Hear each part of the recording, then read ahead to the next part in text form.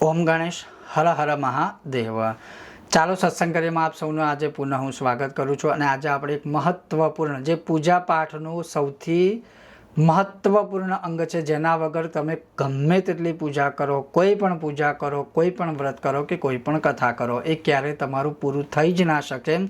અને એના વગર તમે કરેલું જે કર્મફળ છે એ તમને ફલાસ્યાર્ધમ ભવે સદા અડધું જ પ્રાપ્ત થાય।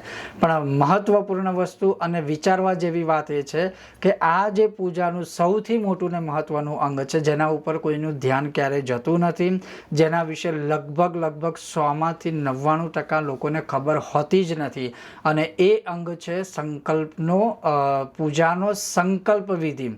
અર્થાત આપણે જે પૂજા કરી રહ્યા છે એ કેમ કરી રહ્યા છે, કયા દિવસે કરી રહ્યા છે અને કેમ કરવું જરૂરી છે, એના માટે જે સંકલ્પ લેવામાં આવે એ આ પૂજાનો સૌથી મહત્વપૂર્ણ અંગ છે। તો આજે આપણે થોડો સત્સંગ કરવાના છે સંકલ્પ ઉપર, કે સંકલ્પ વિધિ શું હોય છે, સંકલ્પ વિધિનું મહત્વ શું હોય છે, અને જે સંકલ્પ લેવાનું તાત્પર્ય શું હોય, અને સંકલ્પમાં શું બધું બોલવામાં આવે છે, આજે આપણે આ સત્સંગ કરીશું। જો તમને આ સત્સંગ વિશે વિડીયો પસંદ આવે તો તમે લાઈક કરજો, શેર કરજો, ચેનલ પર નવા છો તો સબસ્ક્રાઈબ કરજો। ચાલો સત્સંગ શરૂ કરીએ।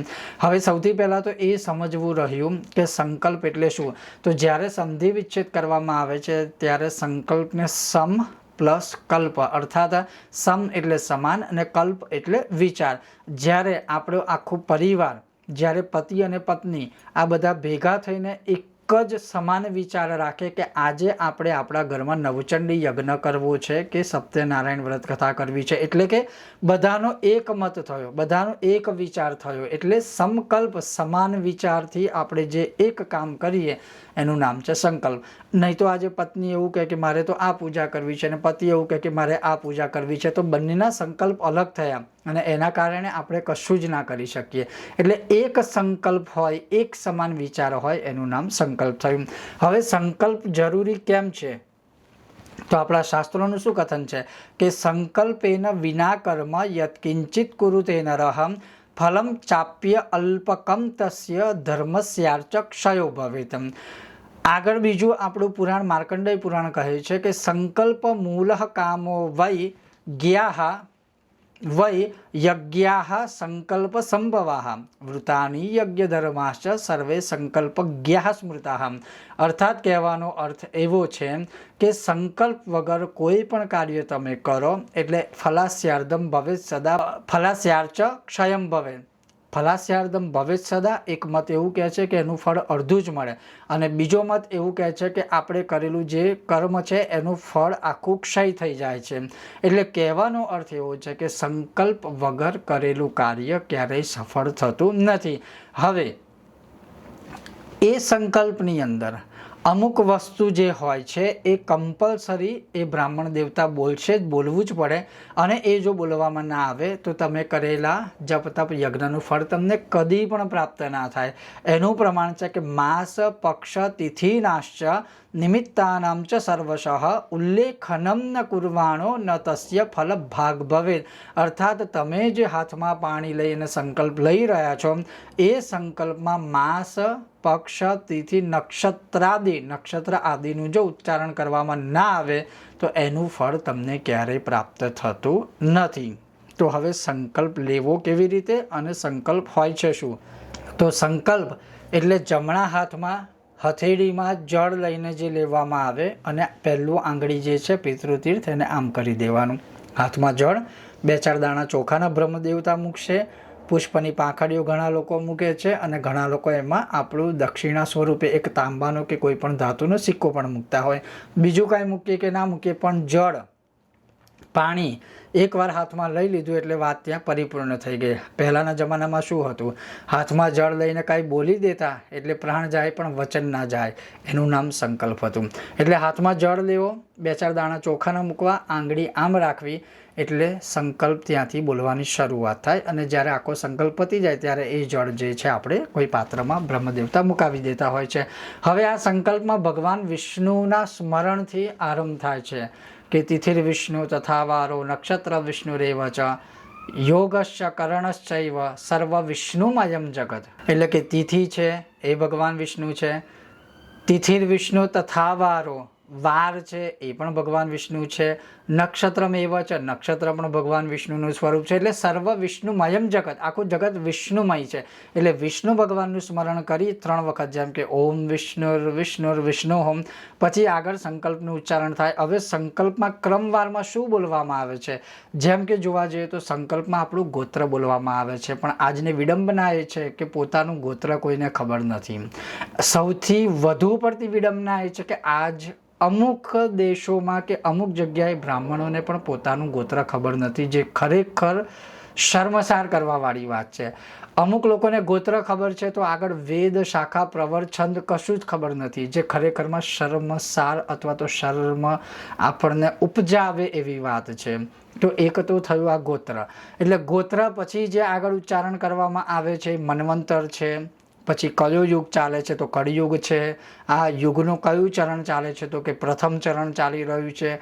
કઈ જગ્યાએ આપણે આ પૂજા કરી રહ્યા છે કે યજ્ઞ કરી રહ્યા છે તો કયું ક્ષેત્ર છે એનું ઉચ્ચારણ થાય.